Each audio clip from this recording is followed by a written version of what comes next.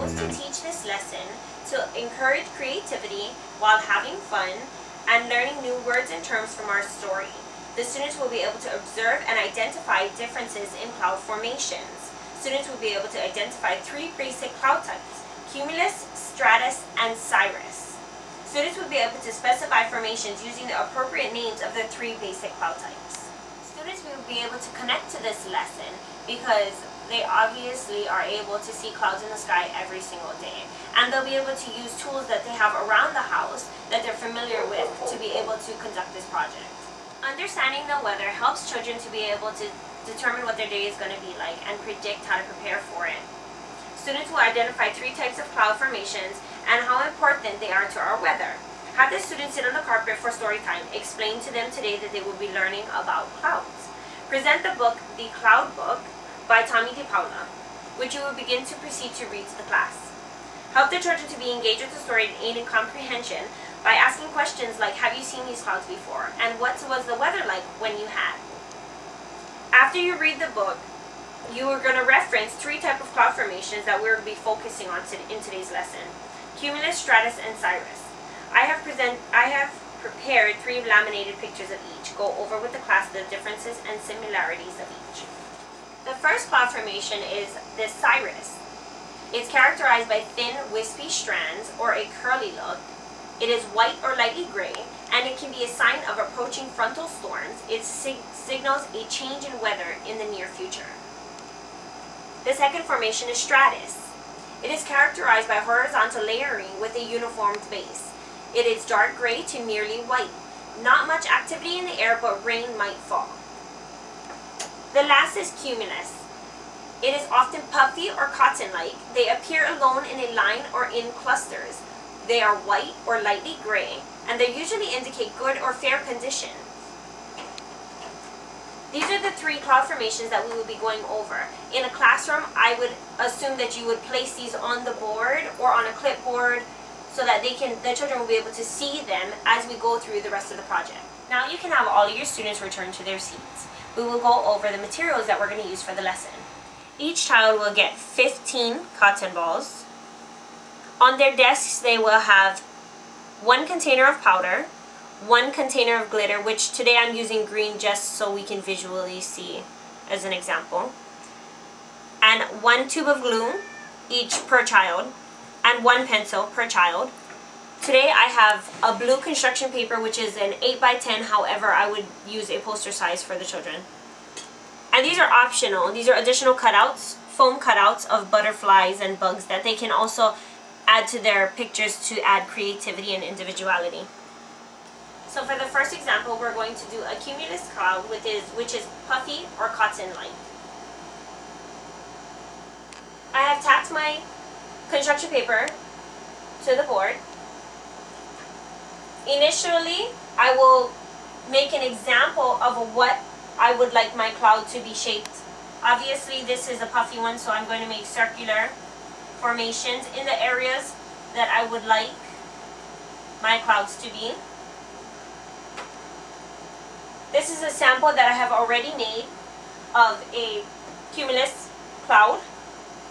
How I made that is I took 1 cloud and I lightly pulled it apart.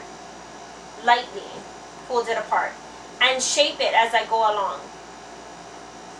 This shouldn't be too difficult for the children to do, especially if you display it as I am. As long as they lightly pull it apart, it should be able to come out. And they can be as creative as they want to be. Cumulus clouds are often shaped, puffy, or round, but they can be as creative as they want, as long as they get the idea. So here is my second example. Now, in the 2 areas that I drew, I will place a few dots on the paper. I will take my cotton clouds and stick it to my board. I will do again the same thing. Just a couple of dots, and I will stick my second one to the board. And I'm sure this is going to be the funnest part for the kids so that they can, because they're interacting, because they're allowed to be as creative as they want. This is going to be the most exciting part for them. And then, of course, they will be able to add their little fun decorations.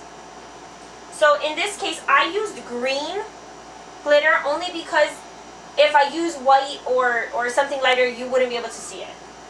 So it might be a little difficult because it's standing up, but the children will be able to do it and probably not make half as much a mess as I am.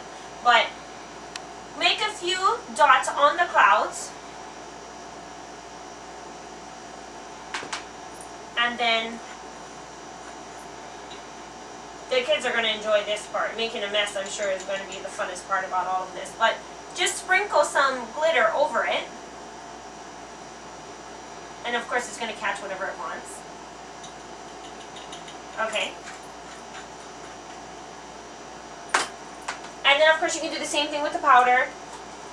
This powder is a little grayish. It's probably hard for you to tell, but since some of the clouds are white and grayish, I wanted to add some gray in here. It's hard to tell, but just sprinkle a little bit on there. And then, of course, once the kids have done this, now they can go and decorate it and design it and make drawings of themselves, for example.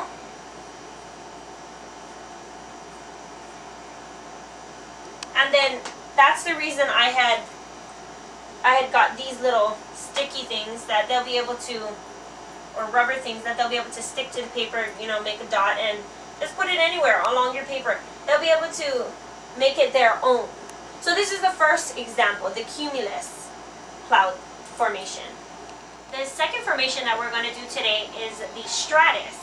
It is a horizontally layered cloud formation, which I have an example here that I have already made. It's kind of poofy, but it's very horizontal, all connected. Not as poofy as our cumulus cloud formation. And how I did this is I took the cotton ball and I pulled it away from each other this way. As where the other one I went up and down and in every direction. This one I lightly tugged away from each other, pulling it apart.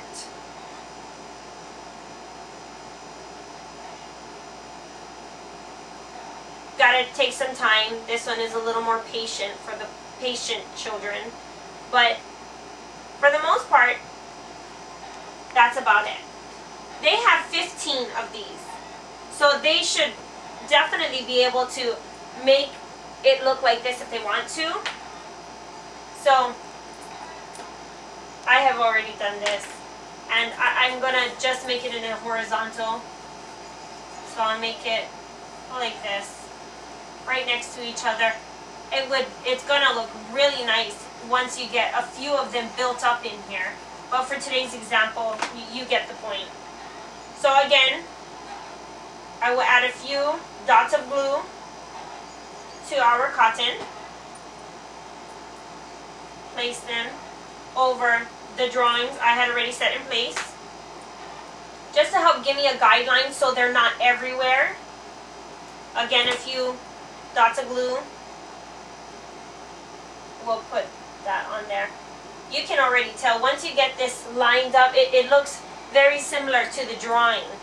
Okay? So then again, you can add your glitters and your powders, make your decoration.